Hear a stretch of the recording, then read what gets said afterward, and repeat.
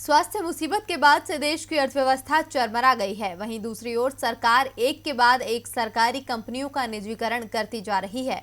इस निजीकरण की नीति पर अब भारत के सांख्यिकी विभाग के पूर्व प्रमुख प्रणब सेन ने बयान दिया है। तो क्या कहा है प्रणब सेन ने, देखिए ये रिपोर्ट। सरकार एक के बाद एक सरकारी कंपनियों को निजी हाथों में सौंपती जा रही है, लेकिन क्या सरकार की ये नीति देश की बिगड़ती हालत को सुधार पाएगी?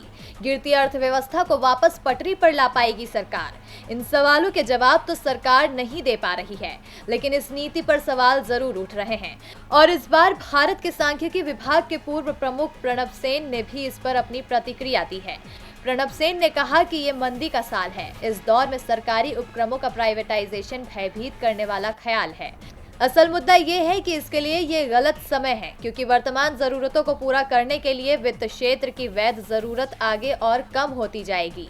मार्च के अंत तक चालू वित्त वर्ष में देश का राजकोषीय घाटा जीडीपी के 3.5% से बढ़कर 9.5% होने का अनुमान है। लेकिन अगर सरकार के मौजूदा साल के खर्च को देखें तो देश में लगभग यथास्थिति है।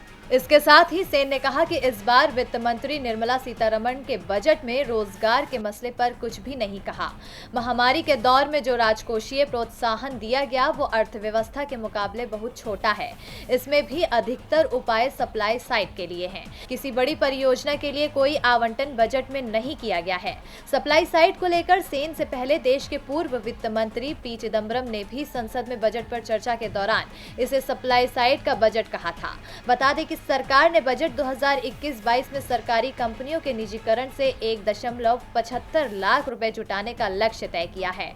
इसमें 2 सरकारी बैंक और एक साधारण बीमा कंपनी का निजीकरण भी शामिल है, जिस वजह से सरकार के इन निजीकरण की नीति पर लगातार सवाल उठाए जा रहे हैं। हालांकि सरकार की ओर से इस नीति को लगातार सही बताया जा रहा है।